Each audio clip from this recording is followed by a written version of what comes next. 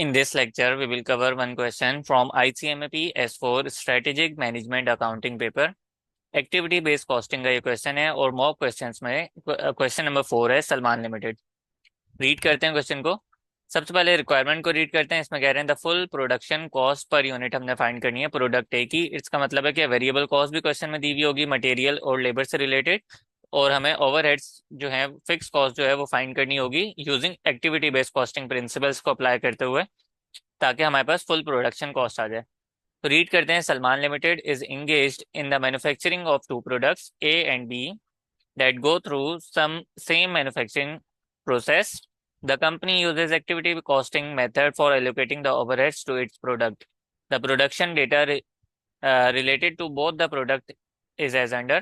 A and B quantities दी हुई है उसकी 30,000 एंड 10,000 की, मटेरियल कॉस्ट गिवन है, लेबर गिवन है। फिर उसके बाद ये फर्दर हमारे पास एलोकेशन के लिए machine activity, production run setups और हैंडलिंग एक्टिविटी गिवन है। तो सॉल्व करते हैं इस क्वेश्चन को। तो सबसे पहले दो हमारे पास प्रोडक्ट हैं ए एंड बी।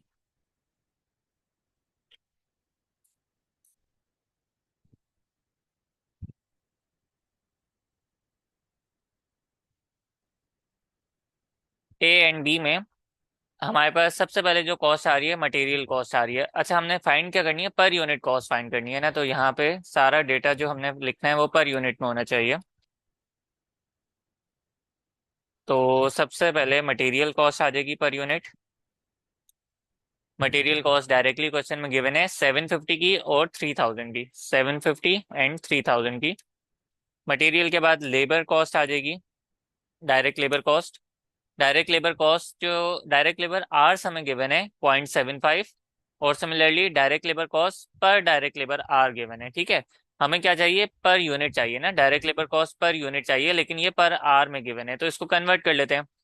मतलब ये ऐसे गिवन है कि लिखा हुआ है ₹1800 1800 पर आर।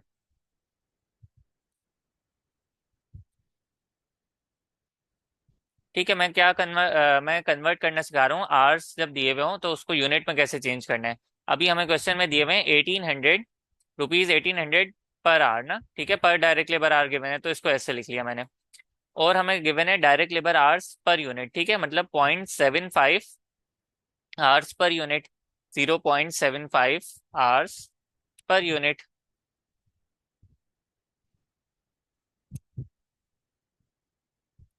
इस तरीके से। तो अब मुझे चाहिए पर यूनिट में, तो मैं इसको क्या करूं? डिवाइड कराऊं 0.75 को 1800 से या मल्टीप्लाई कराऊं? तो मुझे मल्टीप्लाई कराना होगा, क्योंकि जब रुपीज 1800 को मल्टीप्लाई कराऊंगा 0.75 आवर्स पर यूनिट से, तो आवर्स और आवर्स से कैंसिल हो जाएगा, तो बचेगा क्या? पर यूनिट में डेटा बच जाएगा। तो सिंपल यहाँ पे क्या किया, 1800 थे, इसको मैंने मल्टीप्लाई करा दिया 0.75 से, ताकि मेरे पास पर यूनिट में आ जाए। तो वो लेबर कॉस्ट पर यूनिट आ गई 1350 की। सिमिलरली बी के लिए भी फाइंड कर लेते हैं। ये हमें 1800 गिवन है इंटू 0.75, 0.75, ताकि पर यूनिट में डेटा आ जाए। तो लेबर कॉस्ट भी आ गई। थर्ड हमें फाइंड करनी है ओवरहेड कॉस्ट। अब ओवरहेड कॉस्ट जो है वो हमें एक्टिविटी बेस्ड कॉस्टिंग प्रिंसिपल इसके ऊपर अप्लाई करने हैं, और फिर यहाँ पे पर यूनिट की एक्टिविटी ओवरऑल ओवरहेड की कॉस्ट आ जाएगी, वो यहाँ पे टोटल कॉस्ट आ जाएगी। तो इस तरीके से हमारा सोल्यूशन हो जाएगा। तो सबसे पहले अब हम वर्किंग ये ओवरहेड कॉस्ट फाइंड कर लेते हैं वर्किंग वन से, और यहाँ पे अप्लाई कर लेते हैं working one A and B.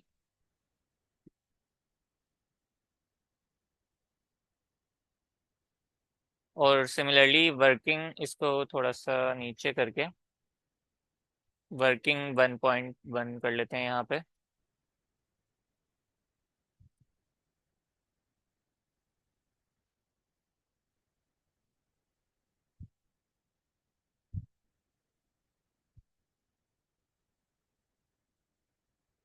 तो अब हम अपने क्वेश्चन में दोबारा आते हैं। सबसे पहले जो है हमारे पास मशीन एक्टिविटी गिवन थी।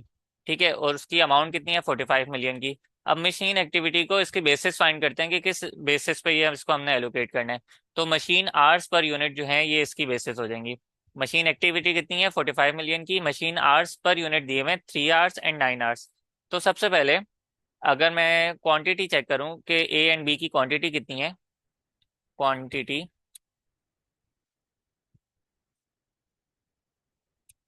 तो वो है 30,000 एंड 10,000 की। ठीक है, अब हमें मशीन आवर्स पर यूनिट दिए हुए हैं, machine hours per unit.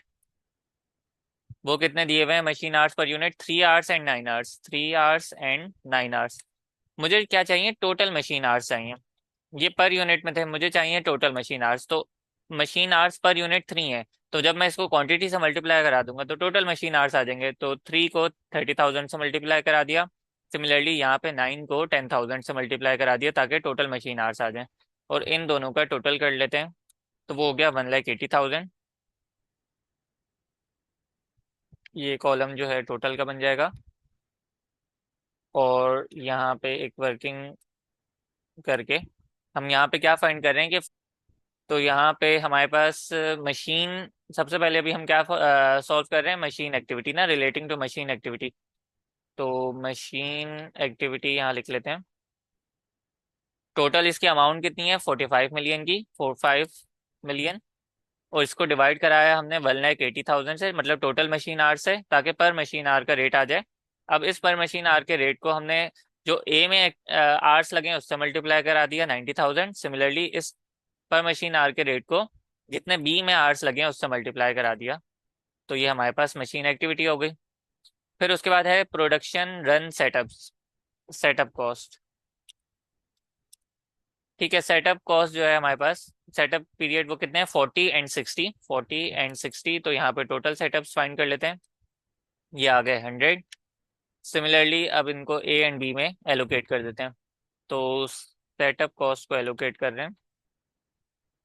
Total setup cost कितनी है? 7.5 लाख की। इसको हमने डिवाइड कराया 100 से ताकि पर सेटअप की कॉस्ट आ जाए। वो आ गई 75,000। अब इस पर सेटअप की कॉस्ट को जितने सेटअप ए में लगे हैं उससे मल्टीप्लाई करा देंगे। सिमिलरली इस पर सेटअप की कॉस्ट को जितने सेटअप बी में लगे हैं उससे मल्टीप्लाई करा देंगे 60 से। तो ये हमारे पास सेटअप कॉस्ट भी एलोकेट हो गई। थर्ड हमें गिवन है ऑर्डर हैंडलिंग, ऑर्डर से रिलेटेड कॉस्ट ना, ऑर्डर हैंडलिंग। और ऑर्डर हैंडलिंग एक्टिविटी जो है अमाउंट,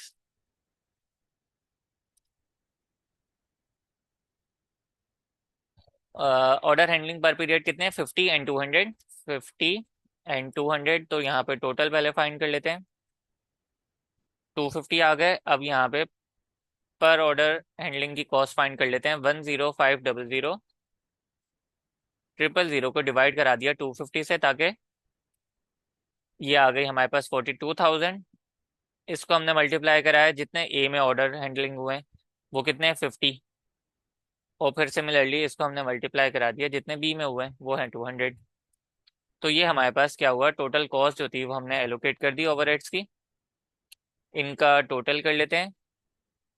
सिमिलरली बी का भी टोटल कर लेते हैं। इनको, ये हमने टोटल करके, अब ये हमारे पास ओवरहेड्स की कॉस्ट आ गई। बस यहाँ पे हमने अब क्या करना है, ए एंड बी में इसको लेके जानी है और पर यूनिट के हिसाब से लेके जानी है। तो इस ओवरहेड कॉस्ट को नंबर ऑफ यूनिट से मैं डिवाइड करा दूंगा ताकि मेरे पास पर यूनिट कॉस्ट आ जाए, सिंपल। सिमिलरली यहाँ पे भी इस ओवरहेड कॉस्ट को मैं नंबर ऑफ यूनिट से डिवाइड करा दूंगा ताकि मेरे पास पर यूनिट कॉस्ट आ जाए। अब हमने इनका सिंपल टोटल कर लिया तीनों कॉस्ट का, और ये हमारे पास इसका आंसर हो गया। अब क्वेश्चन में हमसे रिक्वायर्ड था the full production cost per unit of product A, only A से रिलेटेड हमें सॉल्व करनी थी। वो आंसर आ गया 3020। 3020 ऑप्शन बी इसमें करेक्ट हो जाएगा।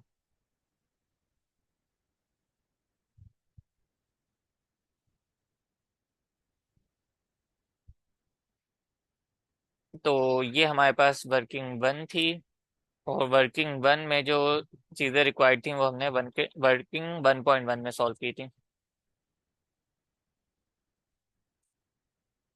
तो that's all for this lecture.